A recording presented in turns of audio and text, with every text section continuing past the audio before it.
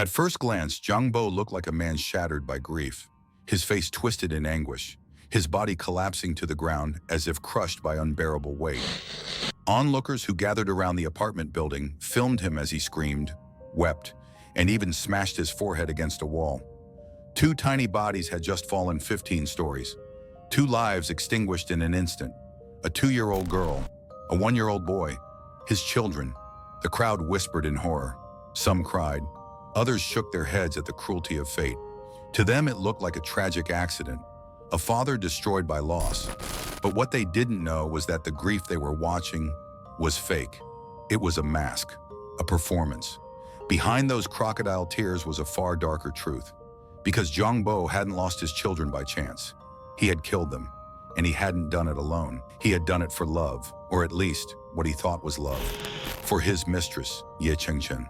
A woman who told him bluntly, "If you want me, you cannot have them." A woman who demanded that he erase his past, erase his own blood, as proof of devotion. And Jiang, weak and desperate, chose her. Over his daughter, over his son, over their mother, over everything. This is the story of one of the most chilling crimes in modern China. The Chongqing child murders. A story of obsession, betrayal, and the darkest choice a parent could ever make. It was the afternoon of November 2nd, 2020, Chongqing, China. A sprawling metropolis of concrete towers and neon lights built along the banks of the Yangtze River. Life that day moved at its usual rhythm, cars honking, markets buzzing, families returning home for dinner. But in one quiet residential compound, time stood still. Around 2 p.m., two tiny bodies landed with a sickening thud on the grass below Building 15.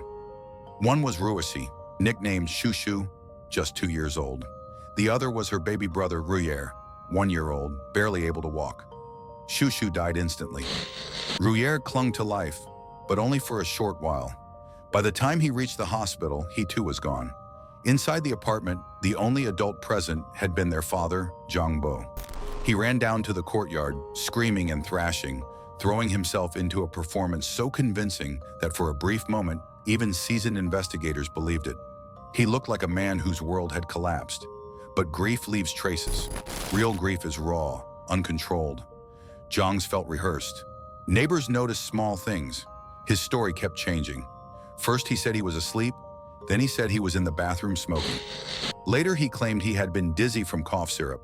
He stammered, contradicted himself, and the cracks in his performance widened. And above all, their mother, Chen Min, knew instantly. Something in her gut told her Jiang was lying. At first, the police still leaned toward accident. Windows in high-rise apartments are death traps for curious toddlers. But when investigators examined the scene, they realized something was off.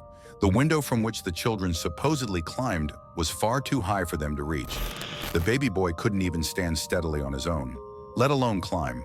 And his sister, at 2, could not have lifted him. There were no footprints on the sill, no marks of climbing, nothing. The children hadn't fallen, they had been thrown. And the only one who could have done it was their father. Who was Jiang Bo?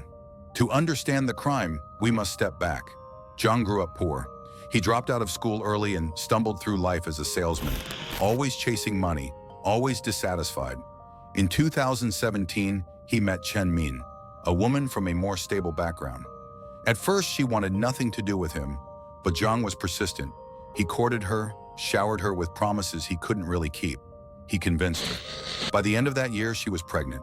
They married quickly, their life together beginning not from love's freedom, but from necessity.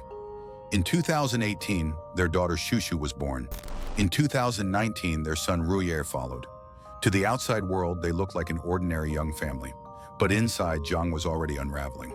He was not a responsible father. He demanded luxury gifts. On one birthday, he insisted on a designer belt worth more than $400. He spent money recklessly, leaving Chen to cover bills and childcare. When their infant son was hospitalized, Chen stayed by his bedside for days. Jiang visited only twice, more concerned with his own comfort than his child's survival. Their marriage was already cracking. By early 2019, Jiang filed for divorce.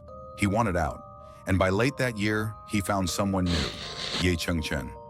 Ye was ambitious, beautiful, and obsessive. She fell for Jiang, But she fell for him with conditions. She made it clear that she could never accept his children. They were baggage, a reminder of another woman, proof of a past she wanted erased. In April 2020, only months before the murders, Ye delivered her ultimatum. In messages later recovered by police, she wrote, "If you don't have children, I'll choose you without hesitation. I can only be with you if you don't have them." In May, Jiang's reply was chilling. "I'm already thinking of how to get rid of them." This was not a sudden snap. This was a decision that built over months. Ye's pressure was relentless. She dangled her love like a prize he could only win by sacrificing his own blood. And Jiang, spineless, agreed. The first attempt came on October 10th, 2020. Jiang was alone with his son. He picked him up, carried him toward the window. He tried to push him through, but the boy cried. His tiny hands clung desperately to his father's clothes. Jiang hesitated. For a moment, humanity flickered. He stopped, but he did not abandon the plan. He simply postponed it. On November 1st, 2020, the day before the murders, Ye called Jiang on video. During the call, she took a blade and cut her own wrist in front of the camera. Blood smeared across her arm. Her words were a final ultimatum: "Prove your love, or lose me forever." Jiang panicked. He begged her to stop, but inside the choice crystallized. To him, this was the moment of no return. The next day, November 2nd, his mother left the apartment briefly, leaving Jiang alone with the children. He stood by the window, picked them up, first his daughter, then his son, and one by one he threw them 15 stories down. The sound of their bodies hitting the ground would be heard by witnesses who later said it would never leave them. Afterward, Jiang played his role. He screamed. He cried. He slammed his head against the wall, drawing blood. He performed grief like a man auditioning for sympathy. Neighbors cried with him, but investigators were already piecing the truth. When questioned, Jiang cracked, but he refused to take full blame. He pointed to Chengchen. He said they had planned it together. Police dug deeper. They recovered deleted texts, voice messages, chat logs. The evidence was damning. Conversations where Ye called the children obstacles. Messages where Jiang promised to take care of them. A digital trail of obsession, manipulation, and cruelty. In court, Jiang wept again. He confessed, but his apologies rang hollow. He insisted he had been pressured, manipulated, cornered. Ye, for her part, denied responsibility. She claimed her words had been only a test, that she had never truly meant them. But the evidence showed otherwise. This was no test. This was conspiracy. In December 28, 2021, the Chongqing Intermediate People's Court delivered its verdict. Both Jiang Bo and Chengchen were sentenced to death. The judgment described their actions as extremely despicable and particularly cruel. They appealed. They begged for mercy. But mercy does not come easily when two innocent children are murdered by the people meant to protect them. In January 2024, the Supreme People's Court rejected their appeals. The sentences were upheld. Shortly after, both Jiang and Ye were executed, reportedly by lethal injection. News of their executions spread like wildfire across Chinese social media. Hundreds of millions of views, thousands of comments.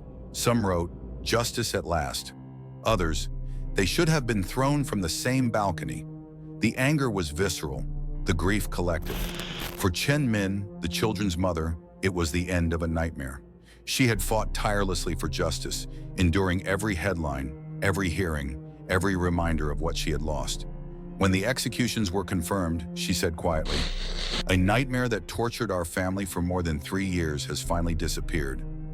But closure is not healing. No verdict can give back what was stolen.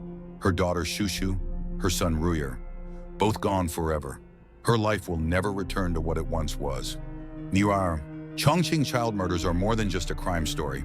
They are a reminder of how obsession and manipulation can twist love into something monstrous. Evil does not always come from strangers in the dark. Sometimes it comes from those closest to us. A father who traded his children for a mistress. A woman who demanded proof of devotion written in blood. 2 children gone too soon. A mother left in ruins. And 2 people who chose cruelty over compassion, obsession over humanity. Justice may have been served, but the question remains, was it ever enough?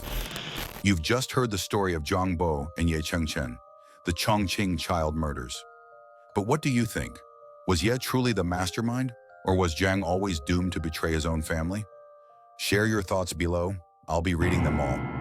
And if you want more stories like this one, to subscribe to Dark Chronicles Asia, where every week we uncover the darkest, most haunting true crime stories from across Asia and beyond.